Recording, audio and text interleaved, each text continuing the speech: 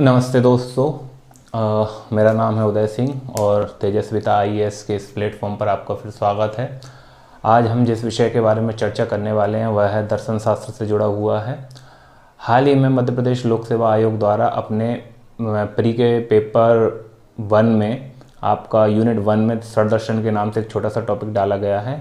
तो वहीं मेंस में पेपर 4 में षडदर्शन के साथ साथ अन्य भारतीय दर्शन जिसमें बौद्ध दर्शन, जैन दर्शन, चारवाक दर्शन को शामिल किया गया है। तो वहीं कुछ पश्चिमी दर्शन जिसमें आपका सुकरात, प्लूटो, अरस्तु को शामिल किया गया है। सॉरी।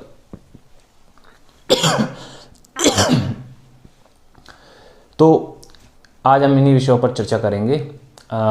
इनको विस्तार से समझने यदि हम समझेंगे इनको विस्तार पर समझने पर हम पाएंगे कि कहीं ना कहीं यही सब यूपीएससी में फिलॉसफी पेपर जिनका ऑप्शनल होता है उनके लिए भी ये महत्वपूर्ण रहने वाला है।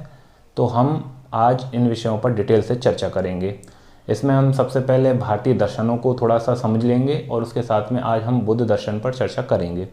तो भारतीय दर्शन परंपरा की यदि बात की जाए तो भारतीय दर्शन परंपरा को मुख्यतः 2 धाराओं में बांटा जाता है। इन 2 धाराओं के नाम हैं आपका परंपरा को हम 2 भागों में बांट सकते हैं, जिसमें पहली है आपकी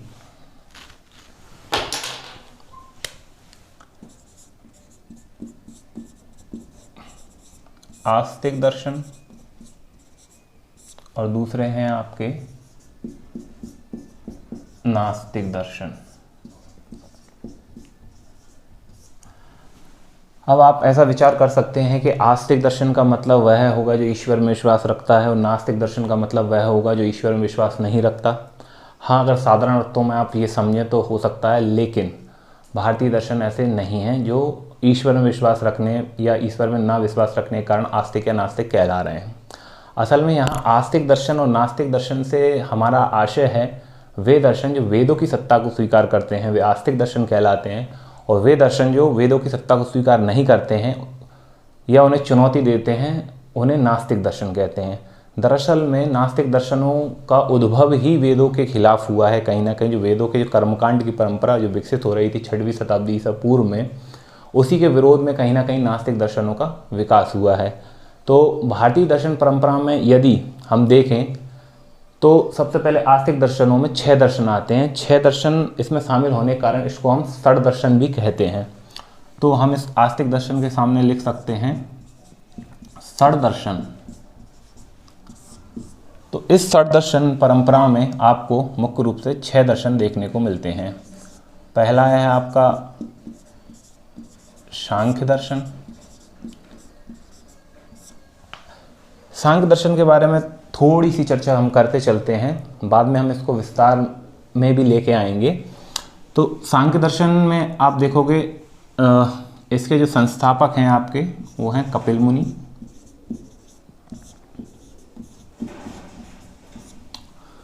वहीं दूसरा दर्शन है आपका योग दर्शन।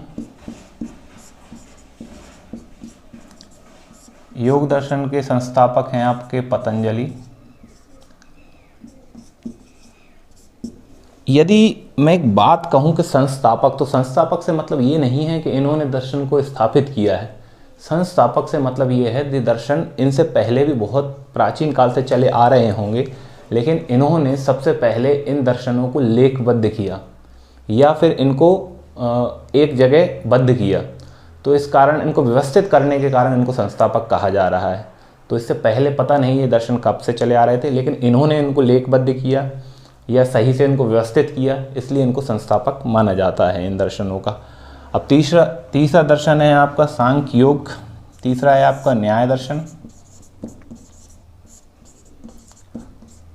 न्याय दर्शन के आपके गौतम।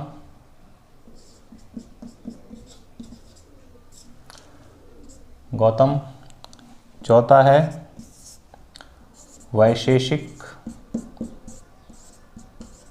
वैशेषिक दर्शन के हैं आपके कणाद। इनका दूसरा एक और नाम उलुक भी है। और ये गौतम के आगे आप अक्षपात लगा लेना, ये अक्षपात गौतम है।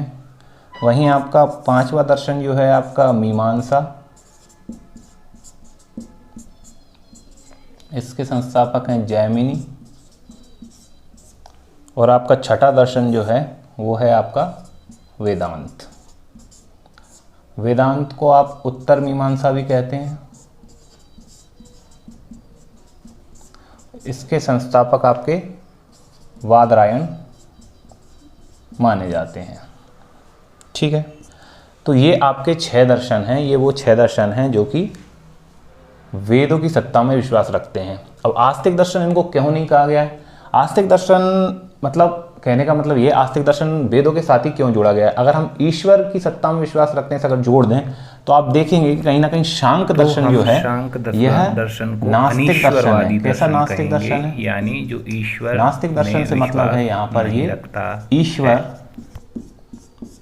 में विश्वास नहीं।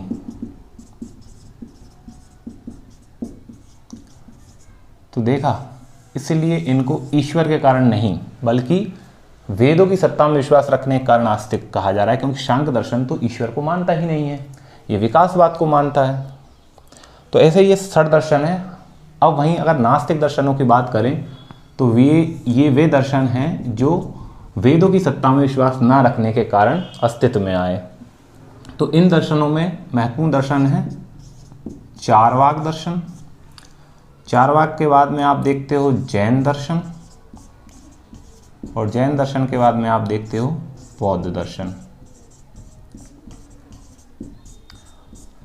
चारवाक दर्शन के बारे में कहा जाता है कि इसके संस्थापक के बारे में अभी भी ज्ञान नहीं, क्योंकि चारवाक दर्शन जो है वो असल में इनकी कोई भी ऑथेंटिक किताब प्राप्त नहीं हुई है। चारवाक दर्शन के बारे में जब भी पता चलता है तो ऐसे पता चलता है जब अन्य दर्शनों ने इनकी निंदा की है, या फिर इनको निम्न दिखाने के लिए इनकी गलत बातों को उठाकर कोट किया है अपने आप को सिद्ध करने के लिए। तो इसलिए हमें चारवाकों के बारे में वास्तविक उनकी सच्चाई क्या थी, वास्तविक दर्शन वो क्या था, वो तो पूर्ण रूप से प्राप्त नहीं होता है। लेकिन कहीं ना कहीं अन्य दर्शनों में जो इसकी निंदा की गई है तो उससे हमें पता चलता है कि चारवाक भी दर्शन कोई दर्शन था। इसीलिए इसके संस्थापक जो थे वो पता नहीं कौन थे, लेकिन ऐसा माना जाता है कि देवताओं के जो गुरु थे बृहस्पति, उनको इनका संस्थापक मान लिया जाता है। और ऐसा माना जाता है कि उन्होंने इस दर्शन की स्थापना इसलिए की ताकि देव असुर संग्राम में जो राक्षस थे वो जीत रहे थे तो वो न जीतें और वो भोगविलास में विलुप्त हो जाएं और हारने लगे। दूसरा मत ये भी है कि एक तो बृहस्पति जो देवगुरु थे, वहीं ऐसा माना जाता है कि जो चारवाक दर्शन की स्थापना जो है वो, इसको एक लोकायतन दर्शन भी बोलते हैं। चारवाक दर्शन का एक और नाम क्या है? लोकायतन दर्शन। ठीक है, या लोकायत दर्शन बोला जाता है इसको। बृहस्पति के अलावा जो काम सूत्र के संस्थापक थे उनको भी इसका संस्थापक मान लिया जाता है, लेकिन यह बात विवादित है, इसलिए हम अभी बृहस्पति मान के चल रहे हैं। वहीं जैन धर्म के संस्थापक महावीर को माना जाता है। वहीं जैन दर्शन के बाद में देखो, पहले दर्शन आया, वहीं दर्शन आगे चल के धर्म में परिवर्तित हो गया। बौद्ध दर्शन के संस्थापक भगवान बुद्ध को माना जाता है। ठीक है, अब ये आपके नास्तिक दर्शन हो गए हैं। अब अभी हम इन पर इतनी ही चर्चा करेंगे। अभी हम मुख्य फोकस करेंगे हमारे बौद्ध दर्शन पर। ठीक है, अब यदि बौद्ध दर्शन की बात की जाए तो बुद्ध दर्शन जो है आपका 6वीं शताब्दी ईसा पूर्व BC, ठीक है, में माना जाता है। तो ऐसे क्या हालात हुए कि इस दर्शन को आना पड़ा? तो आप सभी को पता है कि कहीं ना कहीं वेदों की गलत व्याख्याओं के कारण उस समय तक कर्मकांड बहुत ज़्यादा बढ़ गया था और कहीं ना कहीं ब्राह्मणवाद भी बहुत ज़्यादा बढ़ गया था, जिसके कारण क्या हो रहा था कि आम व्यक्ति, जिनको निम्न कहा जाता था, निम्न व्यक्ति जो हुए आपके, उनको कुछ भी अधिकार नहीं दिए जा रहे थे, जिसमें वेद को सुनने का अधिकार, स्त्रियां थी उनको भी मुक्ति का अधिकार नहीं था, जो दलित वर्ग था उसको भी मुक्ति का अधिकार नहीं था। और कर्मकांड इतना बढ़ गया था कि आम जनता उनसे त्रस्त हो गई थी। तो उसके ही जवाब में कहीं ना कहीं आपके जैन दर्शन, बौद्ध दर्शन, चारवाक दर्शन खड़े हुए। तो बौद्ध दर्शन जो है एक बहुत ही सिंपल दर्शन है जिसमें उन्होंने अतिवाद को नकारा है। अब इसमें अगर देखा जाए तो कुछ बौद्ध दर्शन, इसके संस्थापक भगवान बुद्ध को माना जाता है।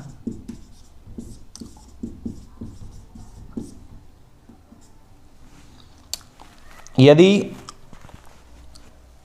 एक घटना घटी भगवान बुद्ध के जन्म से, घटना को बोलते हैं धर्म चक्र प्रवर्तन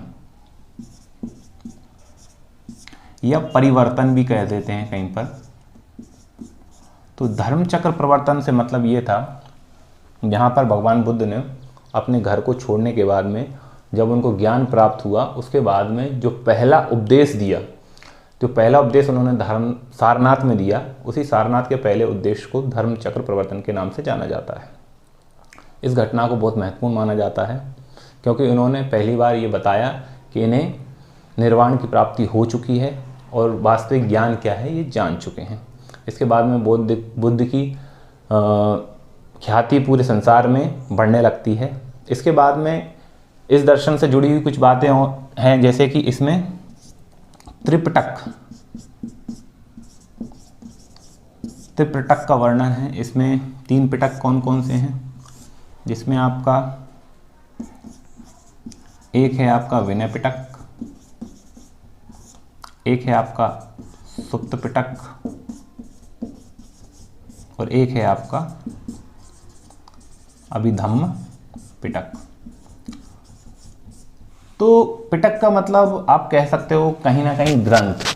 तो वह है ग्रंथ जिसमें कि कुछ बातें लिखी गई हैं, वो मूल रूप से 3 हैं। यहाँ पर जो विनय पिटक है, विनय पिटक से में साधुओं की जीवन शैली, साधु की जीवन शैली या मठ में रहने के नियम लिखे हुए हैं। तो आपका आचरण संबंधी नियमों को बताता है ये साधुओं को विनय पिटक। वहीं यदि आप सुप्त पिटक की बात करें तो इसमें धर्म संबंधी नियम,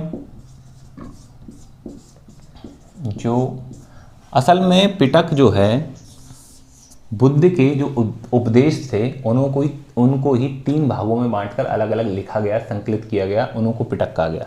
तो बुद्ध ने जो शिक्षाएं दी उनको 3 भागों में बांट दिया। तो विनय पिटक साधुओं की जीवन शैली कैसी होना चाहिए, मठ में रहने के नियम क्या होने चाहिए, उनको अपना आचरण कैसा रखना चाहिए, इसके बारे में चर्चा है। दूसरा सुप्त पिटक यानी धर्म संबंधी नियम इसमें लिख दिए जो कि बुद्ध धर्म से संबंधित थे। वहीं अभिधम्म पिटक में कहीं ना कहीं दार्शनिक नियमों की चर्चा। तो आपके अभिधम्म पिटक में दर्शन है, बुद्ध दर्शन जो है आपका वो कहीं अभिधम्म पिटक में देखने को आपको मिलता है। तो 3 पिटकों के बाद में हम बात करेंगे अब दर्शन में, मैं इनको मिटा रहा हूं,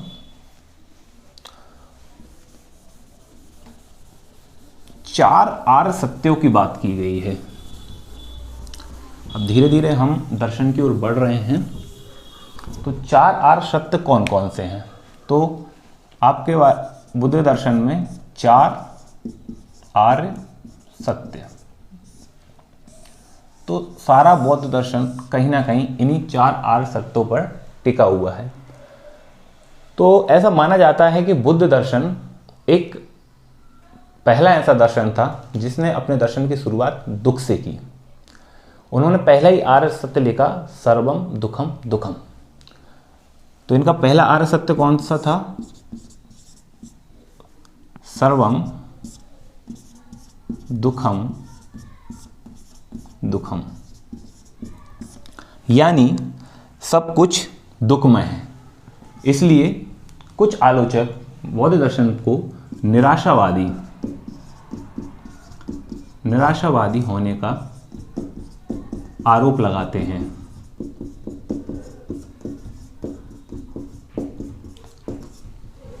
वो कहते हैं कि बौद्ध दर्शन दुनिया को दुखमय मानता है और ये कहीं ना कहीं दुनिया से भागने की बात करता है।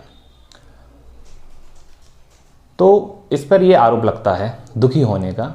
लेकिन अगर आप चौथे आर्य सत्य तक पहुंचते हो तो आपको पता चलता है कि भले ही बौद्ध दर्शन की शुरुआत दुख से होती है, लेकिन इसका अंत यानी चौथे आर्य सत्य का अंत दुख के निवारण पर होता है, दुख निवारण मार्ग पर होता है।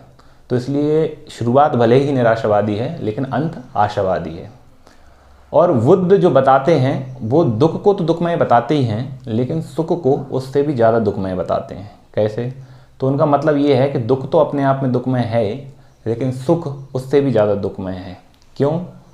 क्योंकि जब आपको सुख प्राप्त करने की चाह होती है तो आप उसको प्राप्त करने के लिए मेहनत करते हो, परिश्रम करते हो। तो वह परिश्रम काफ़ी कठोर होता है, तो आपको दुख मिलता है। उसके बाद आप जब उस वस्तु को या उस लक्ष्य को प्राप्त कर लेते हो तो लगातार उसको मेंटेन रखने का दुख, उसके लिए परिश्रम करना पड़ता है, तो वो दुख। और तीसरा, जब वो सुख आपसे छिन रहा होता है और छिन जाता है तो उसके बाद दुख। तो इस प्रकार बुद्ध बोलते हैं कि दुख तो सिर्फ दुखमय है, लेकिन सुख 3 स्तर पर आपको दुख देता है। एक, उसको प्राप्ति करने के लिए प्रयत्न, जैसे कि आप परीक्षा में जा रहे हैं तो आपको जो पढ़ने के लिए इतनी मेहनत करना पड़ रही है सब कुछ छोड़ छाड़ के, तो एक ये दुख। दूसरा दुख, जब आप सिलेक्ट हो जाएंगे तो लगातार आपकी नौकरी बनी रहे, आप लगातार प्रमोट होते रहें, इसके लिए आप जी तोड़ मेहनत करेंगे, उसके लिए आप सो नहीं पाएंगे, तो वो दूसरा दुख।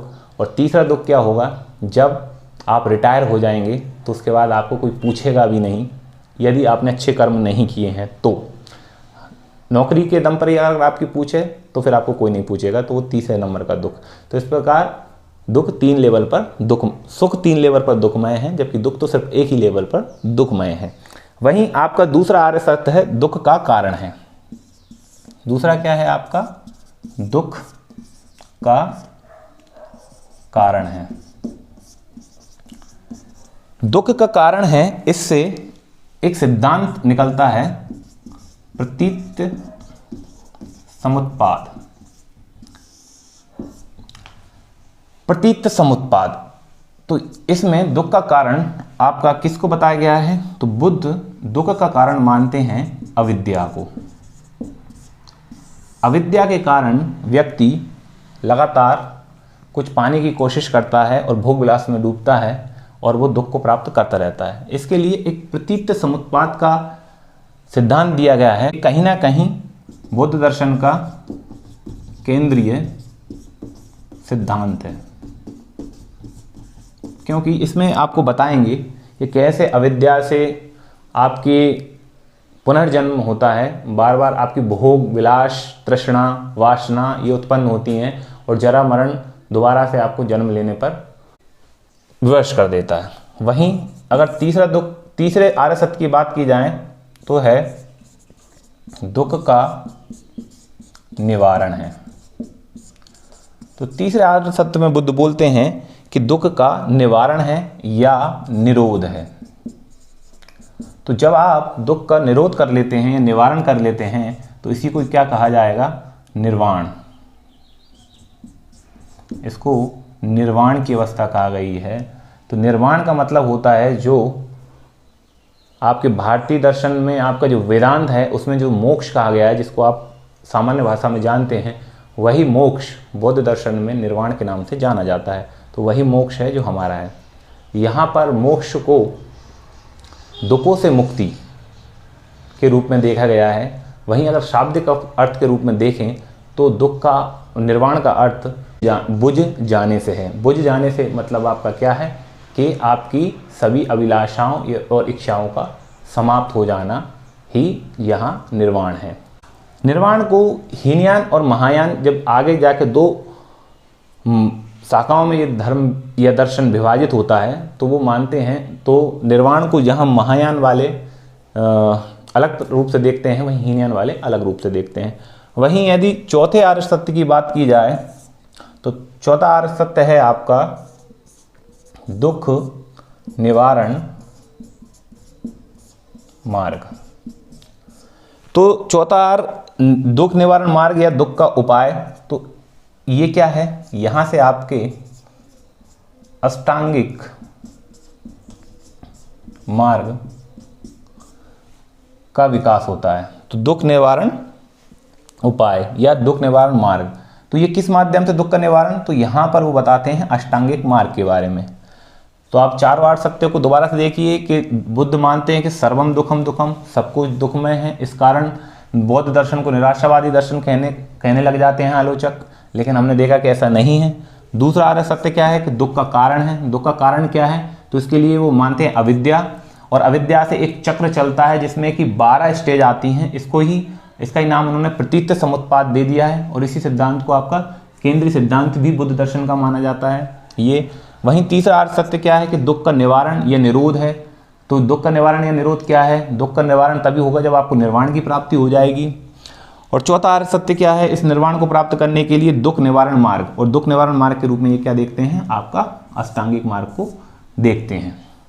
तो इस प्रकार हमने चारों आर्य सत्यों की बात कर ली है। तो प्रतीत समुत्पाद से मतलब इसका शाब्दिक अर्थ बोलें तो ऐसा होने पर वैसा होता है।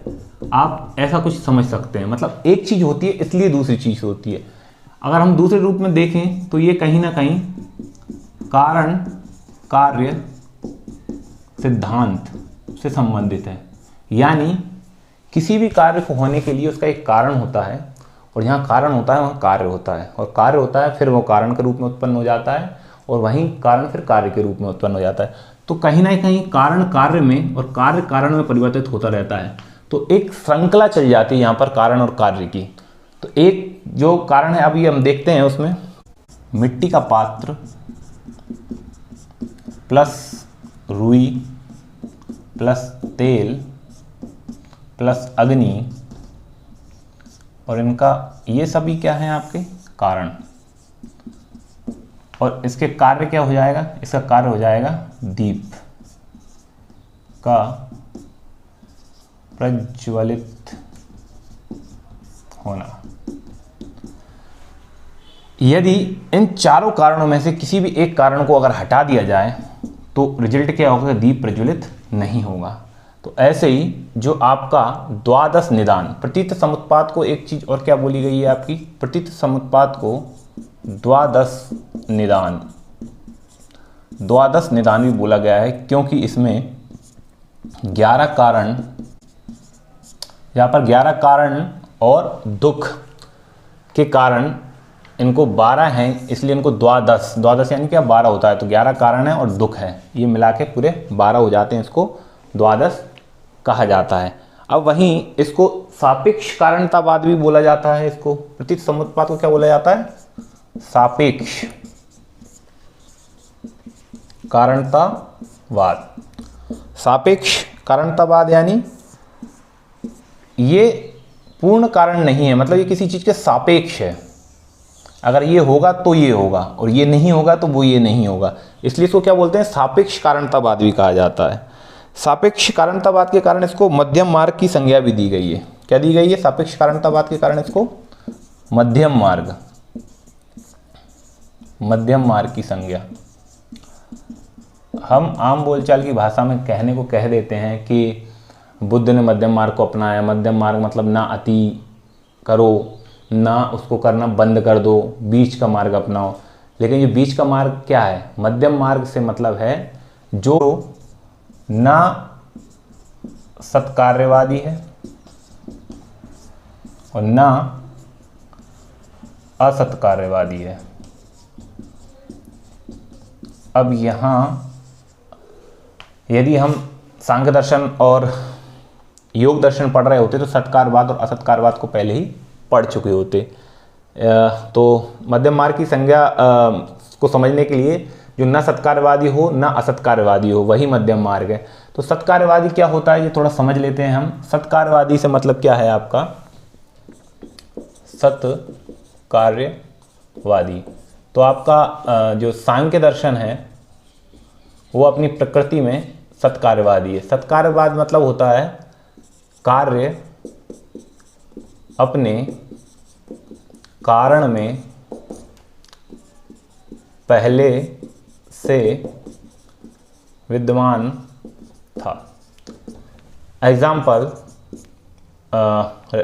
है आपका राई में तेल या तिल में तेल।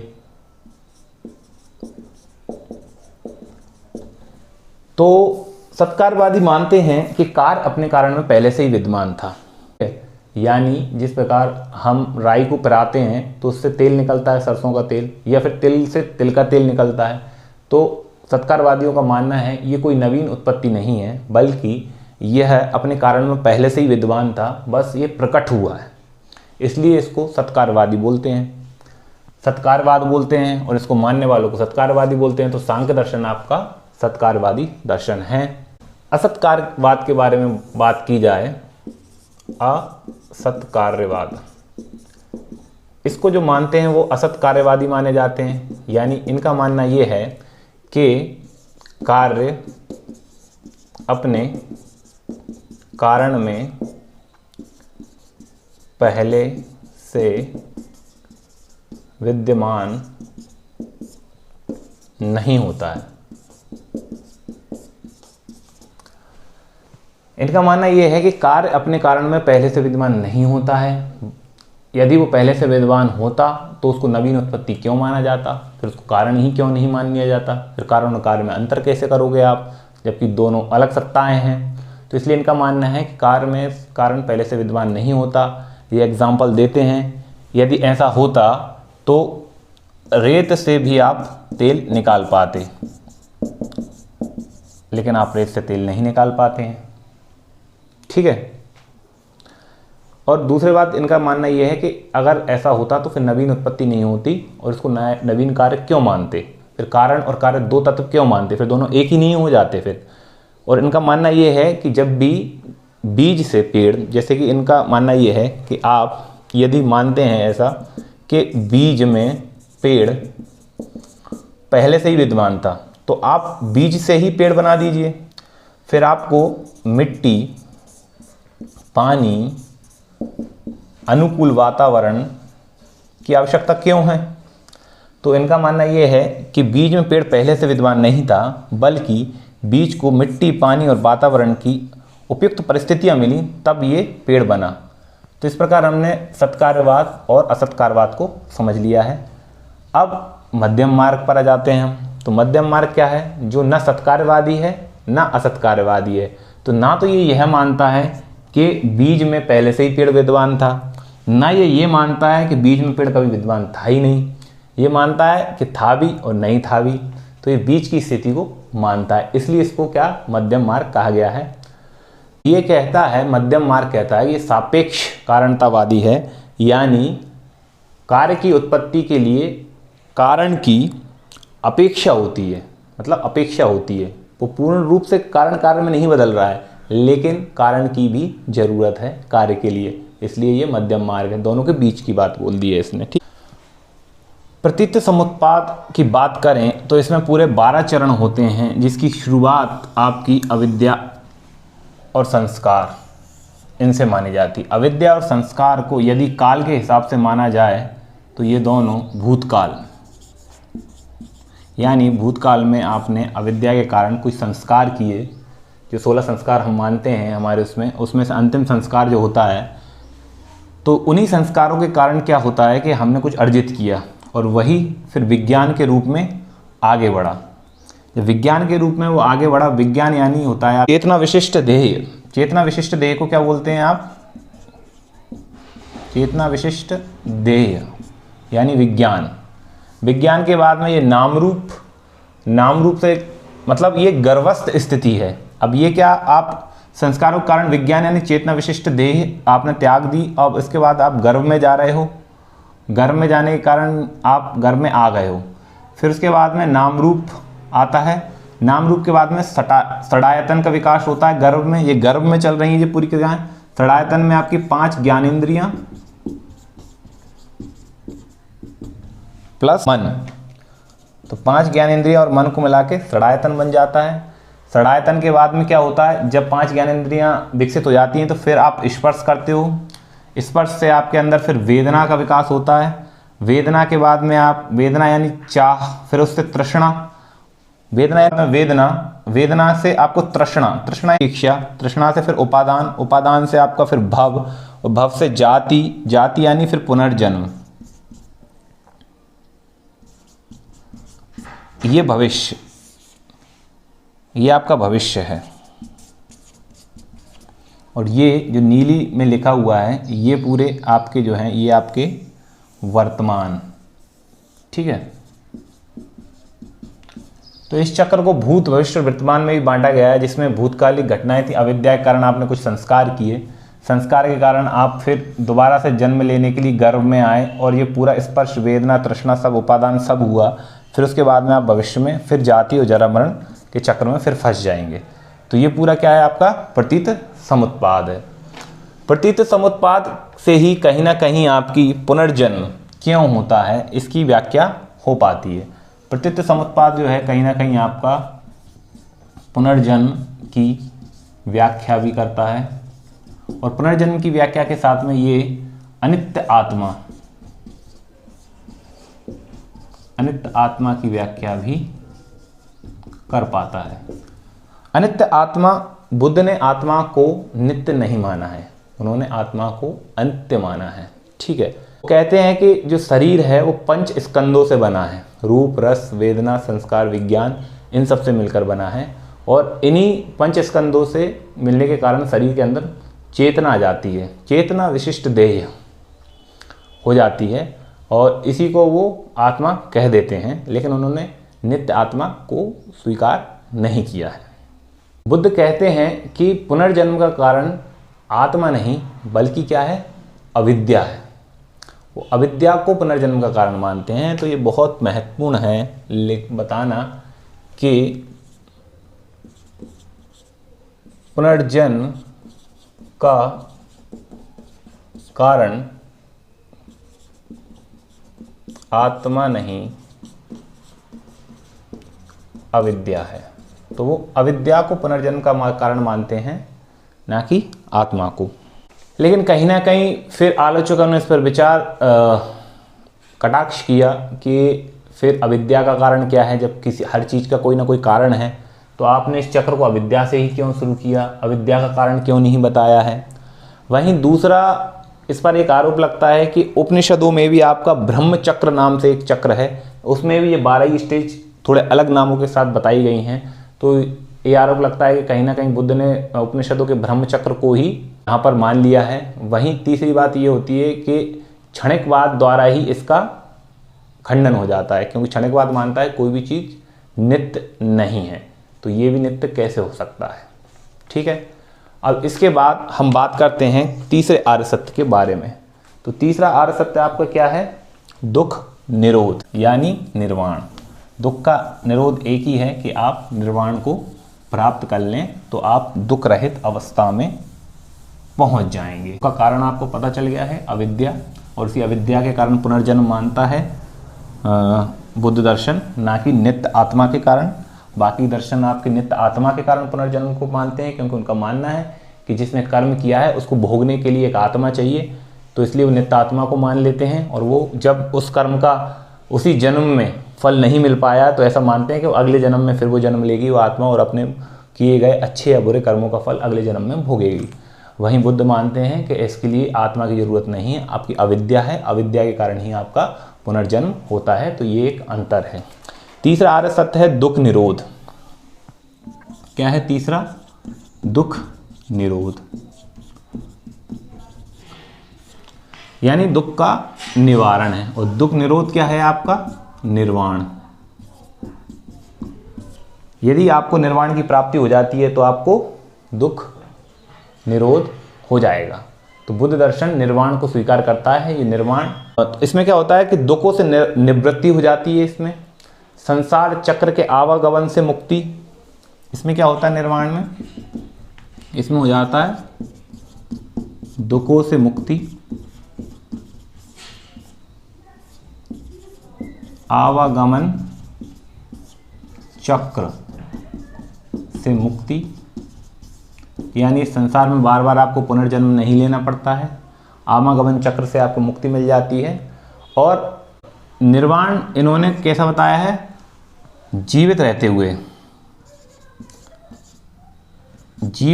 हुए निर्माण। तो इनका निर्माण कैसा है? इसके लिए आपको मरने की ज़रूरत नहीं है, आप जीवित रहते हुए भी निर्वाण को प्राप्त कर सकते हैं। वहीं वेदांत दर्शन में क्या माना गया है कि मृत्यु के बाद ही आपको मोक्ष की प्राप्ति होगी। और वहीं चार्वाक कहते हैं मरणेव एव अपवर्गः, यानी मृत्यु ही मोक्ष है, यानी मरने के बाद आपको मोक्ष मिल जाता है, उसके बाद कोई पुनर्जन्म वगैरह नहीं होता। तो ये चार्वाक दर्शन आपको बताता है। ठीक है, तो निर्वाण का स्वरूप इन्होंने कैसा माना है? हम निर्वाण के बारे में चर्चा कर रहे हैं। तो निर्वाण का स्वरूप, तो बुद्ध दर्शन ने निर्वाण के 2 स्वरूप माने हैं। इन्होंने निर्वाण के 2 स्वरूप माने हैं अलग अलग दर्शनों के हिसाब से। जैसे हीनयान दर्शन, हीनयान ने निषेधात्मक, निषेधात्मक यानी क्या है इसमें? मृत्यु के बाद। वहीं महायान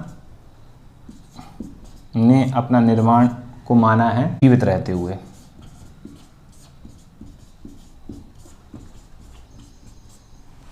तो जीवित रहते हुए माना है। हीनयान मानता है कि मृत्यु के बाद निर्वाण मिलता है। तो जो जीवित रहते हुए जो हम मान रहे हैं वो आप महायान। यदि हम निर्वाण के स्वरूप की बात करें तो बुद्ध यहाँ पर मौन है। तो निर्वाण के स्वरूप पर क्या है? निर्वाण का स्वरूप इसकी बात करें तो बुद्ध क्या है? यहाँ पर मौन है। स्वरूप क्या होगा, मतलब निर्वाण के बाद होगा क्या? अगर इसकी बात बोलें तो उन्होंने बताया कि दुखों से मुक्ति हो जाएगी, आपको कोई दुख नहीं रहेगा और आवागमन चक्र से मुक्ति मिल जाएगी, यानी आपको इस संसार में पुनर्जन्म लेकर नहीं आना होगा। वहीं यदि निर्वाण के स्वरूप की बात करें तो निर्वाण के स्वरूप पर बुद्ध जो है मौन है, उन्होंने कोई भी स्वरूप नहीं बताया है। लेकिन आगे चल के ये हीनयान और महायान 2 शाखाओं में बढ़ जाते हैं और हीनयान इसको निषेधात्मक मानते हैं, यानी मृत्यु के बाद निर्वाण मानते हैं। वहीं महायान दर्शन वाले इसको जीवित रहते हुए मानते हैं। तो जीवित रहते हुए जो निर्वाण मानते हैं इसको ये बोधिसत्व, उसको बोलते हैं बोधिसत्व, परंपरा से वो जोड़ते हैं। तो बोधिसत्व क्या होता है? बोधि वो विचारधारा होती है जिसमें कहा जाता है कि आप अपने निर्वाण को जीवित रहते हुए प्राप्त कर सकते हैं, लेकिन आप निर्वाण की दहलीज पर पहुंचकर अपने आप को रोक देते हैं और दूसरे लोगों को निर्वाण प्राप्त करने के लिए मदद करते हैं। तो इसको बोला गया है बोधिसत्व। ठीक है, वहीं हीनयान वाले जो होते हैं वो बोलते हैं आत्मदीपो भव, आत्मदीपो भव, यानी अपने दीपक स्वयं बनो और आप अपना निर्वाण ले लो, दूसरे के निर्वाण की चिंता नहीं करनी है आपको। ये है आपका हीनयान। और महायान कहता है कि नहीं, हम निर्वाण की दहलीज पर पहुंच गए हैं तो निर्वाण लेने से को रोक देते हैं ये लोग, और फिर ये दूसरे लोगों को निर्वाण प्राप्त करने में मदद करते हैं, उसको बोलते हैं बोधिसत्व। तो बोधिसत्व और आत्मदीपो भव के बारे में अब आपको पता चल गया होगा। अब इसके बाद हम आगे बढ़ें, चौथे आर्य सत्य की बात करें तो चौथा आर्य सत्य क्या है? चौथा आर्य सत्य है दुख निरोध प्रतिपदा या मार्ग, यानी दुख को निरोध करने का एक मार्ग भी है, एक रास्ता है जिससे कि आप अपने दुख को दूर कर सकते हैं। और इस मार्ग के रूप में किस चीज को चुना है? अष्टांगिक मार्ग को। अष्टांगिक मार्ग, जो आपका अष्टांगिक मार्ग है ये आपका दुख निरोध प्रतिपदा के रूप में देखा गया है। दर्शन की बात करें तो उसमें आपका अष्टांगिक योग की बात की गई है। यम नियम आसन प्राणायाम प्रत्याहार धारणा ध्यान समाधि, तो वो आपका योग दर्शन का अष्टांगिक योग है। लेकिन यहाँ पर क्या है? अष्टांगिक मार्ग है। तो ये बौद्ध दर्शन के 8 मार्ग हैं। इसमें क्या कहा गया है? 8 चीज़ें। पहला आपका, यदि हम अष्टांगिक मार्ग की बात करें तो अष्टांगिक मार्ग में आपका सम्यक दृष्टि, यानी चीज़ों को सम्यक रूप से देखना, सम्यक संकल्प यानी अपने संकल्पों को सम्यक रखना। सम्यक रखना यानी शुद्ध रखना, अच्छा रखना, ज़्यादा ऊपर भी नहीं जाना, ज़्यादा नीचे भी नहीं जाना, है ना, तो बीच में रखना थोड़ा। सम्यक वाक यानी अपने वचन एकदम सम्यक होना चाहिए। सम्यक कर्मात यानी आपके कर्म। सम्यक स्मृति यानी आपकी सोच। वहीं सम्यक व्यायाम, सम्यक आजीव यानी जो आजीविका को कमाने के लिए जो आप कर्म कर रहे हैं वह, और सम्यक समाधि। तो जब आप इन अष्टांगिक मार्गों को अपनाएंगे तो कहीं ना कहीं आपका दुख का निरोध हो जाएगा और आपको निर्वाण की प्राप्ति हो जाएगी। एक आपका होता है शाश्वतवाद, शाश्वतवाद। एक होता है आपका उच्छेदवाद। शाश्वतवाद यानी आपका हो जाएगा परमानेंट सत्ता, यानी किसी चीज़ की परमानेंट सत्ता है। उच्छेदवाद यानी चीज़ें नश्वर हैं, यानी ये कहता है कि कुछ भी चीज़ नष्ट नहीं होती, और ये कहता है सारी चीज़ें नष्ट हो जाती, कुछ भी शेष नहीं बचता। नश्वर है, कुछ भी शेष नहीं बचता। और ये कहता है इधर कि सब कुछ शेष बचा रह जाता है। ये अपने आप में ही दोनों ही एक तरफ से अतिवादी धारणाएं हैं, क्योंकि ये कह रहा है सब कुछ नष्ट हो जाता है और ये कह रहा है सब कुछ बचा रह जाता है। तो इसके बीच का एक मार्ग बुद्ध के द्वारा अपनाया गया, जिसको बोलते हैं आपका मध्यम मार्ग। चीज़ें शाश्वत रह जाती हैं यानी सत्य हैं, और चीज़ें खत्म हो जाती हैं यानी चीज़ें असत्य हैं। और मध्यम मार्ग में क्या वो अस्तित्व में संदेह नहीं, किंतु नित्य नहीं है। यानी वस्तु है लेकिन परमानेंट नहीं रहेगी। ये कह रहा था रहेगी नहीं, ये कह रहा है रहेगी, लेकिन ये कह रहा है रहेगी भी और नहीं भी रहेगी, यानी है पर रहेगी नहीं। तो ये आपका क्या हो गया, मध्यम मार्ग हो गया। और दूसरी भाषा में बोले तो जो न सत्य है न असत है यानी मिथ्या है, तो वही आपका क्या है, मध्यम मार्ग हो जाता है। आपका देखो क्षणिकवाद उत्पन्न हो जाता है। तो क्षणिकवाद की यदि अब हम बात करें तो क्षणिकवाद भगवान बुद्ध के समय नहीं था। बुद्ध ने कभी क्षणिकवाद की बात नहीं की है, या फिर बोले बातें की हैं, लेकिन ये शब्द जो है ना क्षणिकवाद वो नहीं दिया गया है। तो क्षणिकवाद जो शब्द दिया गया है ना, उत्तर बौद्ध कालीन जो आपके दार्शनिक हैं, बुद्ध दर्शन से संबंधित थे, उन्होंने इस शब्द को दिया है क्षणिकवाद को। क्षणिकवाद तो बुद्ध ने कहा कि चीज़ें, बुद्ध ने क्या कहा था, बुद्ध ने क्षणिकवाद नहीं कहा है। बुद्ध ने कहा है कि चीज़ें आपकी परिवर्तनशील हैं। क्या कहा है बुद्ध ने, कहा चीज़ें परिवर्तनशील हैं। और इसी वाक्य से आगे चल के इदम सर्व क्षणिकम, ये आपका वाक्य निकल के आया और क्षणिकवाद दर्शन निकल के आ गया। कालांतर में उनके बाद के जो दार्शनिक थे उन्होंने इस बात को बोला। क्षणिकवाद से मतलब ये है कि वस्तु, पदार्थ, घटना, ये इसका अस्तित्व है, लेकिन कैसा है, क्षणिक अस्तित्व। वस्तु, घटना, पदार्थ का एक ही क्षण में उत्पत्ति, स्थिति और विनाश। यानी कोई वस्तु, घटना या पदार्थ एक ही क्षण में वो उत्पन्न भी होती है, अपना जीवन भी जीती है और उसका विनाश भी हो जाता है, तो एक ही क्षण में। तो इसको बोलते हैं क्षणिकवाद। इसको ही बुद्ध ने बोला था चीज़ें परिवर्तनशील हैं। इसको आगे बढ़ाकर बाद के बौद्ध दार्शनिकों ने इदम सर्व क्षणिकम बोलकर बोल दिया कि वस्तु, घटना, पदार्थ का एक ही क्षण में उत्पत्ति, स्थिति और विनाश, तीनों एक ही क्षण में हो रहा है, मतलब दूसरा क्षण है ही नहीं। एक ही क्षण में उत्पन्न होती है, अपना जीवन जीती है और विनाश कर लेती है, तो इसी को क्षणिकवाद। और इसी से आपका एक क्षणिक आत्मा, जो आत्मा को बोला गया ना, वास्तविक परमानेंट आत्मा नहीं माना, तो आत्मा को भी क्षणिक माना। यानी आत्मा क्या करती है, आपकी एक ही क्षण में कुछ कर्म करती है और मर जाती है, और इस कर्म के कारण ही फिर दोबारा से उत्पन्न हो जाती है, फिर कर्म करती है, फिर मर जाती है। तो ये जो ब्रैकेट है आपका, उत्पत्ति मरण और कर्म, उत्पत्ति मरण कर्म, ये सिर्फ एक ही क्षण में होता है। इसको अगर दूसरी चीज़ में समझें तो एक दीपक है आपका, उससे आप दूसरा दीपक जला देते हो।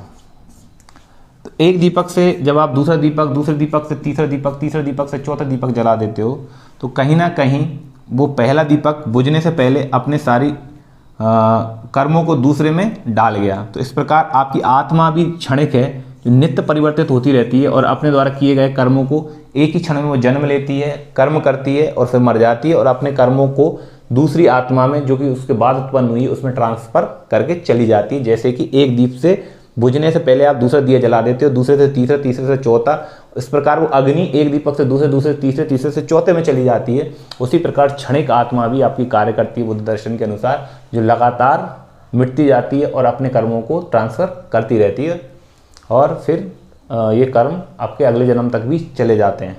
कोई वस्तु सत होती है, सत मतलब क्या होता है, कोई वस्तु यदि सत है यानी उसमें कार्य उत्पन्न करने की क्षमता है। तो सत है तो उसमें कार्य उत्पन्न करने की क्षमता होनी चाहिए। यदि उसमें कार्य उत्पन्न करने की क्षमता नहीं है तो वो वस्तु असत हो जाएगी। पूरे जगत है आपका, उसमें चेतना का प्रवाह हो रहा है, चेतना का प्रवाह। मैंने जो अभी बताया था आपको, एक दीपक से दूसरे दीपक में आग, दूसरे से तीसरे दीपक में आग जा रही, तो ये क्या है आपका, पूरे जगत में चेतना का प्रवाह हो रहा है। आलोचना की बात की जाए तो आलोचना में ये कहते हैं कि प्रतीत समुत्पाद जो है उसकी मतलब व्याख्या कैसे करोगे आप, अगर क्षणिकवाद है, सब कुछ क्षणिक है, तो अविद्या भी क्षणिक होनी चाहिए, फिर अविद्या खत्म हो जाएगी, तो उससे जो अगला जो आपका संस्कार है वो पैदा ही नहीं होगा, या फिर संस्कार पैदा होगा तो फिर संस्कार ही मर जाए। हालांकि आलोचना के लिए आलोचना है, अगर आप गहराई में जाओगे तो इनका भी निदान हो जाता है। दूसरा आपका कार्य कारण सिद्धांत की व्याख्या नहीं हो पाएगी। क्यों? क्योंकि आपका कारण अगर पहले ही मर गया, क्षणिक है, मर गया, तो कार्य की उत्पत्ति कैसे करेगा। तीसरी आलोचना आपकी क्या है कि निर्वाण किसका होता है। यदि सब कुछ क्षणिक है तो निर्वाण किसका होता है। जो आत्मा ने कर्म किया है वो आत्मा तो मर गई, तो फिर निर्वाण किसको मिल रहा है, कौन सी आत्मा को मिल रहा है। तो ये एक प्रश्न है आपका। और आखिरी प्रश्न आपका ये खड़ा किया है इन्होंने क्षणिकवाद के ऊपर कि स्मृति और अनुभव फिर कैसे, क्योंकि जिस आत्मा ने अनुभव किया था वो आत्मा तो चली गई, अब तो दूसरी आत्मा आ गई है, तो जो अनुभव आपको बचपन के याद हैं तो वो अनुभव कैसे याद हैं आज तक, या आपकी स्मृति कैसे याद है आपको। तो उस सब का मैंने आपको बता ही दिया कि जवाब बुद्ध ने, या बोलें बुद्ध के बाद के दार्शनिकों ने कैसे दिया है। तो उन्होंने बताया है कि चेतना का सतत प्रवाह हो रहा है, चेतना लगातार अपने एक माध्यम से दूसरे माध्यम में जाती जा रही है और अपने को परिवर्तित रूप में लगातार अपन जो भी उसने अनुभव ग्रहण किए हैं, जो भी स्मृतियाँ उसने ग्रहण की हैं, वो दूसरे को ट्रांसफ़र करके ख़त्म होती जा रही है। तो यही आपका क्या है, आप क्षणिकवाद है। अब जाता है क्षणिकवाद से ही उत्पन्न होकर अनात्मवाद, यानी अनात्म यानी आत्मा नहीं है, और बुद्ध आत्मा को नहीं मानते हैं। और मैंने बताया कि वो कैसे क्षणिक आत्मा को तो मानते हैं लेकिन आत्मा को नहीं मानते हैं। तो आपका अनात्मवाद, अनात्मवाद क्या है, तो ये कहते हैं कि आत्मा नहीं है। और अनात्मवाद कहीं ना कहीं जो आपका प्रतीत समुत्पाद है, जो हमने पढ़ा था, जिसमें बताया था कि अविद्या से संस्कार और संस्कार से आगे पूरा 12 चक्र चलता है और आखिरी में जरा मरण तक पहुंचते हो आप विभिन्न माध्यमों से। तो उसमें आत्मा की जरूरत नहीं थी, कहीं ना कहीं अविद्या के कारण ही आपका पुनर्जन्म हो रहा था। तो प्रतीत समुत्पाद की तार्किक परिणति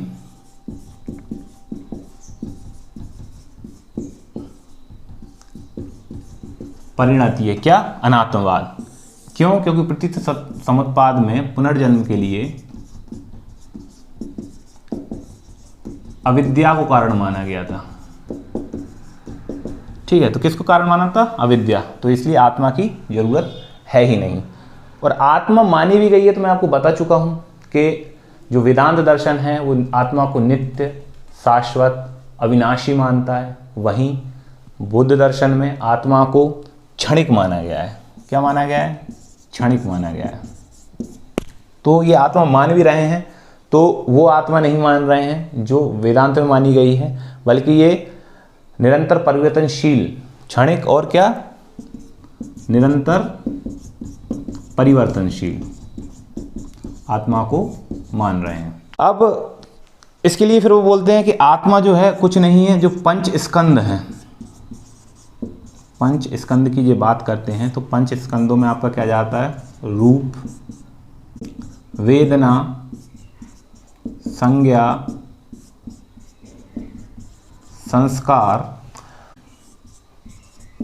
ये क्या है? आपके पंच स्कंद हैं। और इन पंच स्कंदों के मेल से आपकी चेतना का निर्माण हो रहा है। चेतना, इसी को वो आत्मा मान सकते हैं आप। तो ये पंच स्कंद यानी रूप, वेदना, संज्ञा, संस्कार, ये कैसे हैं? ये पंच स्कंद क्या है? क्षणिक और अनित्य।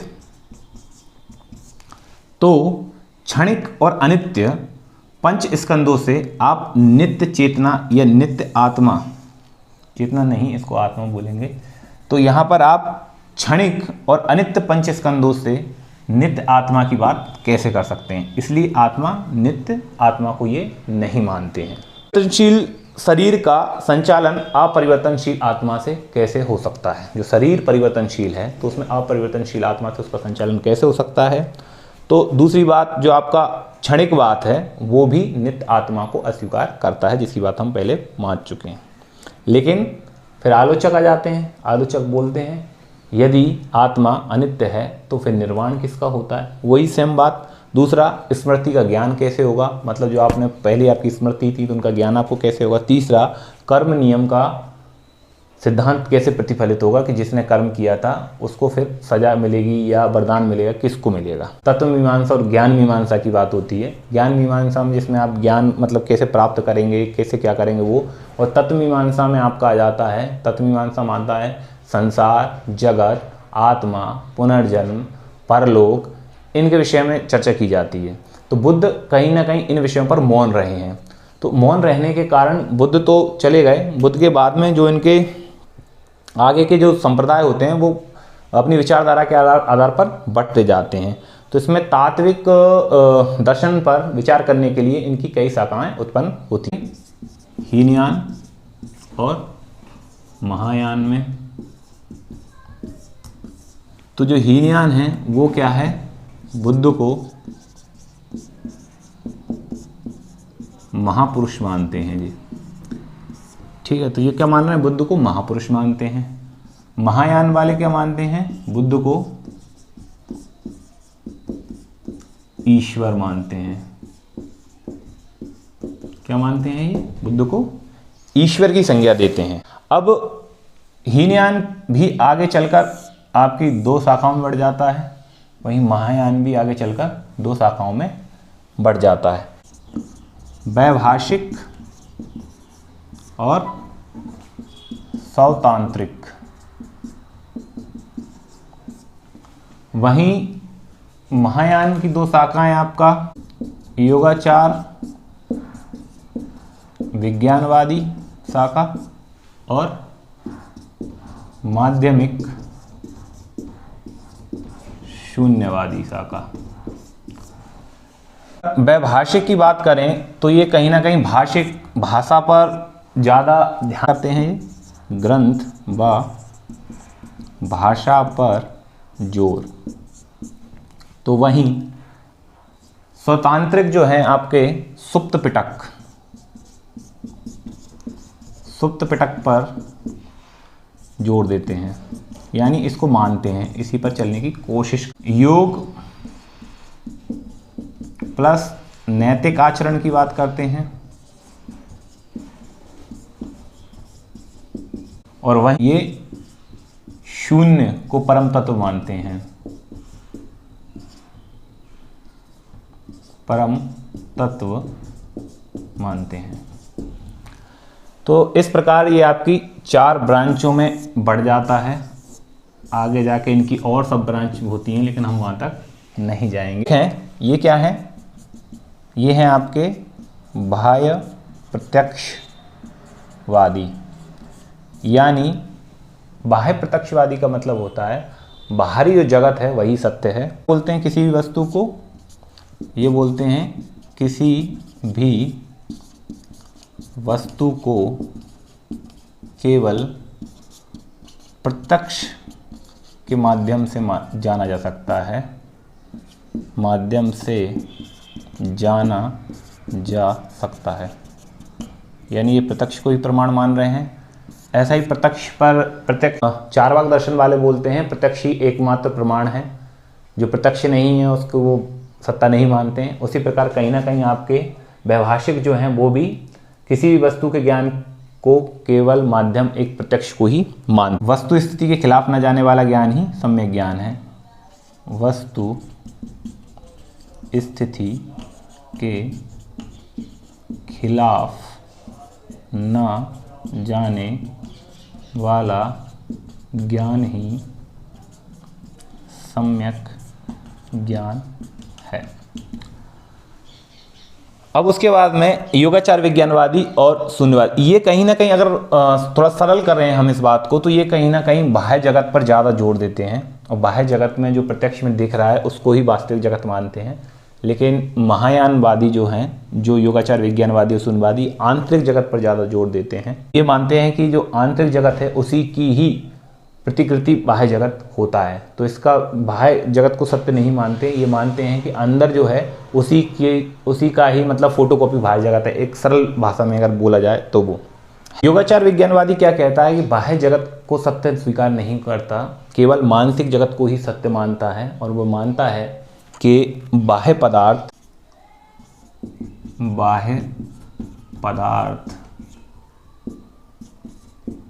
विज्ञान आकार मात्र है। विज्ञान यानी यहाँ पर वो विज्ञान नहीं है, विज्ञान से अंदर जो आपके मन में जो चल रहा है, जो आपके अंदर की चेतना है, उसमें जो सोचा उसी का आकार ले लेते हैं। तो इनका मानना ये है कि आप जब अपने मन में सोचते हो कि टेबल, तभी आप उसको जान पाते हो कि वो टेबल है। जब आपको पहले से पता ही नहीं होगा तो आपके सामने कोई अमूर्त चीज़ अगर ला के रख दी तो आप उसको नहीं पहचान पाते हैं। आप किसी चीज़ को कैसे पहचान लेते हैं, क्योंकि कहीं ना कहीं आपकी जो विज्ञान है उसी का आकार मात्र है बाह्य पदार्थ, यानी उसकी सत्ता पहले से ही आपके मानसिक स्तर पर थी। उसी मानसिक सत्ता को जब बाह्य प्रत्यक्ष रूप में देखते हो आप, तो आपको लगता है कि वो है, जबकि वो नहीं है। चित्त क्या है, ये मानते हैं कि चित्त जो है आपका, चित्त क्या है, चित्त विज्ञानों का सतत प्रवाह है। तो चित्त जो है वो भी विज्ञानों का सतत प्रवाह है, जिसमें अतीत के अनुभव, मतलब जो अतीत के जो अनुभव होते हैं, चित्त यानी हम बोलते हैं ना हमारी चित्त वृत्ति, यानी चित्त जो हमारे मन बोल सकते हैं अपन, के संस्कारों का ज्ञान देते हैं और जो एक समय में एक ही अनुभव दे सकता है, इसकी बात ये करते हैं। अब यदि तो ये विज्ञानों की बात ज़्यादा कर रहे हैं। इसी को एक लेवल और आगे बढ़ा देते हैं, ये कौन, माध्यमिक शून्यवादी। तो माध्यमिक शून्यवादी के बाह्य वस्तु के अस्तित्व को स्वीकार नहीं करते हैं ये लोग, बाह्य वस्तु के अस्तित्व को स्वीकार नहीं करते हैं, तो चित्त के अस्तित्व को स्वीकार करते हैं। लेकिन चित्त यानी मन, यानी जबकि माध्यमिकों ने चित्त को स्वीकार नहीं किया है। योगाचार विज्ञानवादी क्या कह रहे हैं कि चित्त ही नहीं रहेगा तो किसी प्रकार का विचार संभव नहीं है, और ये चित्त को विज्ञानों का सतत प्रभाव मानते हैं। जबकि माध्यमिक ये क्या बोलते हैं, चित्त को भी स्वीकार नहीं करते, ये शून्य को सब कुछ मानते हैं, शून्य, सब कुछ शून्य में मानते हैं। ये मानते हैं कि सब कुछ क्या है, शून्य में। अब यदि हम माध्यमिक शून्यवाद की बात करें तो माध्यमिक शून्यवाद योगाचार विज्ञानवाद को और इंटरेस्टिंग बनाते हुए उसको और आगे तक ले जाता है। ठीक है, तो इसमें क्या है, मध्यम मार्ग प्लस शून्यवाद, इन दोनों को मिला दिया गया है, तो ये बन गया आपका माध्यमिक शून्यवाद। तो ये तत्व को शून्य मानते हैं, तत्व जितने भी हैं ना उनको क्या मान रहे हैं, शून्य मान रहे हैं। ये विज्ञान के अनुभव जो चित्त के द्वारा हो रहे हैं उनको ये थोड़ा और तार्किक बनाते हैं। तो विज्ञान के अनुभविक चिंतन को और तार्किक बनाकर ये चरम पर लेके जाते हैं, चरम बिंदु पर ले जाते हैं, क्योंकि सबको ये शून्य कर देंगे आखिरी में। तो योगाचार विज्ञान जिन आधारों पर बाह्य जगत, यानी वो क्या बोलता है कि बाह्य जगत तो है ही नहीं, सब मानसिक जगत की सत्ता है, तो विज्ञानों की सत्ता है, विज्ञान चित्त के माध्यम से चल रहे हैं, तो विज्ञानों की सत्ता आपको बाह्य जगत में दिखती है। तो जिन आधारों पर योगाचार विज्ञानवाद बाह्य जगत का खंडन करता है, उन्हीं आधारों पर माध्यमिक शून्यवाद आत्मा का भी खंडन कर देता है। तो ये बोलता है कि जिस प्रकार बाह्य तत्वों की कोई वास्तविक सत्ता नहीं है, सब विज्ञानों की ही सत्ता है, उसी प्रकार आत्मा की भी कोई सत्ता नहीं है, तो वह आत्मा का भी क्या कर देता है, निषेध कर देता है। तो आखिरी निष्कर्षतः हम कह सकते हैं कि हमें जो बाह्य जगत, जो विज्ञान की प्रतीति मानने की कोई आवश्यकता नहीं है, मतलब जो बाह्य जगत है उसको विज्ञान की प्रतीति मानने की भी कोई आवश्यकता नहीं है। तो परम तत्व क्या है, यानी तत्व क्या है, शून्य है, शून्य ही तत्व है, तो सब कुछ क्या है, शून्य है। यहाँ शून्य को ही वो तत्व मान लेते हैं। शून्यता का यहाँ शून्य जो है ना भावनात्मक तत्व है, वास्तविक तत्व नहीं, सिर्फ भावनात्मक तत्व है, ठीक है। प्रत्येक वस्तु का संभव होना शून्यता के कारण है। जो भी वस्तु है उसका संभव होना किसके कारण है, शून्यता के कारण। शून्य के बिना कुछ भी संभव नहीं है। विज्ञान को जब वो शून्य कह रहा है ना, तो विज्ञान को शून्य कहने का तात्पर्य क्या है कि प्रपंच शून्य। क्या तात्पर्य है, प्रपंच शून्य, है ना। तो विज्ञान प्रपंच शून्य हो गए और बाह्य जगत स्वयं शून्य हो जाता है। तो माध्यमिक किन किन को शून्य कह रहा है, इनकी व्याख्या संभव नहीं है। व्याख्या संभव है तो उसको शून्य नहीं कहेगा वो। शून्य तत्व शून्य है, परमार्थिक स्वरूप है, बुद्धि से परे है, जो अनिर्वचनीय है, वो क्या है, शून्य है। मध्यम मार्ग और शून्य की बात करता है। यहाँ पर शून्य इज इक्वल टू तत्व की शून्यता की बात करता है। और शून्यता किसको बोलता है, जिसे जाना ना जा सके, जिसकी स्वतंत्र सत्ता ना हो, और शून्य बोल देता है। तो जिस प्रकार आपका योगाचार विज्ञानवाद बाह्य जगत का खंडन करता है, बाह्य जगत का खंडन क्यों कर देता है, बाह्य जगत का खंडन, क्योंकि बाह्य जगत जो है विज्ञान यानी विज्ञानों पर आधारित है, और विज्ञान से क्या चित्त का विकास होता है, और चित्त के आधार पर ही आपको जगत दिखाई देता है, जबकि जगत की वास्तविक सत्ता नहीं है। इसी आधार पर जैसे इसने बाह्य जगत का खंडन किया है, उसी आधार पर माध्यमिक शून्यवाद चित्त का खंडन कर देता है, क्योंकि चित्त विज्ञानों पर आधारित है, और वो विज्ञानों का भी खंडन कर देता, और चित्त का खंडन करता है, और चित्त के साथ में भी आपका आत्मा का भी खंडन कर देता है, क्योंकि आत्मा भी कहीं ना कहीं इन्हीं पर आधारित है। तो जो ज्ञान किसी पर स्वतंत्र सत्ता ना हो, जिसके जानने के लिए कोई आधार चाहिए, तो वो तो हो ही नहीं सकता ना। तो इसलिए वो आत्मा का भी खंडन करता है, चित्त का भी खंडन करता है, जगत का भी खंडन कर देता है, और विज्ञानों का भी खंडन कर देता है। तो इस प्रकार ये सबको क्या कर देता है, शून्य कर देता है। शून्य है सब कुछ, शून्य ही क्या है, आपका परम तत्व है, शून्य की ही सत्ता मानता है। अब इसके समर्थन में आपके जो नागार्जुन हैं, नागार्जुन जो हैं आपके नागार्जुन जो एक महान वो हुए हैं आपके दार्शनिक, इन्होंने ही शून्यवाद का सिद्धांत दिया है। तो इसके समर्थन में वो कहते हैं कि कोई भी ज्ञान होता है वो किस चीज़ पर आधारित होता है, ज्ञान, ज्ञाता और ज्ञेय। तो इन तीनों चीज़ों पर कोई भी चीज़ आधारित होती है जिसको जानना है, मतलब जो जानने योग्य है, जो जानता है, और जो जिस ज्ञान से जानता है। यदि इसके आधार पर मान के चलो आपने किसी चीज़ को जाना, जैसे ही एक चीज़ सत्य, जैसे ये सत्य थी और ये असत्य हो गई, तो आपका ज्ञान भी क्या हो जाएगा, गलत हो जाएगा। तो इनमें से किसी भी चीज़ के परिवर्तन होने पर वो परिवर्तित हो जाएगी। तो जो चीज़ परिवर्तित हो जाती है वो सत्य नहीं है, तो फिर क्या हो जाएगा, ये सत्य नहीं है, और जो सत्य नहीं है उसका अस्तित्व नहीं है, और जो किसी पर आधारित है वो सत्य हो ही नहीं सकती है। उसके बाद में द्रव्य क्या है, कोई भी द्रव्य है, पदार्थ है, वो क्या है, रंग और रूप। यानी एक घड़ा है, उसका एक रंग होगा काला, उसका एक रूप होगा गोल, और आपको ज्ञान कराया जाए कि घड़ा जो होता है वो काला होता है और उसका आकार गोल होता है, और आप कहीं जाते हो दूसरी जगह पर आपको लंबा घड़ा मिल जाता है, उसका रंग सफ़ेद था, तो कहीं ना कहीं आपका ज्ञान क्या हो गया, असत हो गया। क्यों? क्योंकि ये द्रव्य जो है इसका जो ज्ञान है वो रंग और रूप पर निर्भर है, और इन दोनों में से किसी भी एक चीज़ में परिवर्तन हो जाएगा तो ये भी द्रव्य क्या हो जाएगा, असत हो जाएगा। तो इसलिए ये भी क्या हो जाएगा, जो जो असत होता जा रहा है वो क्या हो जा रहा है, शून्य होता जा रहा है। तो ये भी शून्य हो गया, ये भी शून्य हो गया। तीसरा, ये द्रव्य के स्तर पर, ये ज्ञान के स्तर पर। ज्ञान के स्तर पर क्या है, ज्ञाता और ज्ञेय। द्रव्य के स्तर पर रंग और रूप। अब काल के स्तर पर, काल यानी समय, तो समय को भी शून्य मानते हैं। क्यों मानते हैं? क्योंकि वो बोलते हैं कि भूत क्या है, भूत वो होता है जो मर गया, या दूसरे जो बीत गया, मर गया, भूत है। और भविष्य क्या होता है, भविष्य वह है जो जन्मा नहीं, जो क्या, जन्मा नहीं। जो जन्मा नहीं वे क्या है, भविष्य है, नहीं वो क्या है, आपका भविष्य है। और वर्तमान क्या है, वर्तमान वो है जो भूत और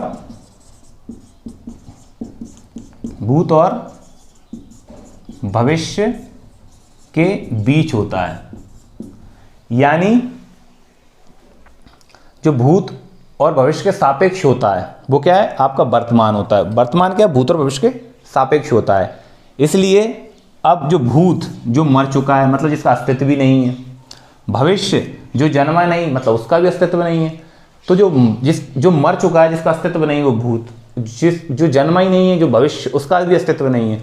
तो दो अस्तित्वहीन चीज़ों के आधार पर जो वर्तमान आप लेके आ रहे हो, तो उसका भी अस्तित्व कैसे मान सकते हैं? इसलिए ना तो भूत, इसलिए भूत भी क्या हो गया, शून्य, भविष्य भी क्या हो गया, शून्य, और वर्तमान भी क्या हो गया, आपका शून्य।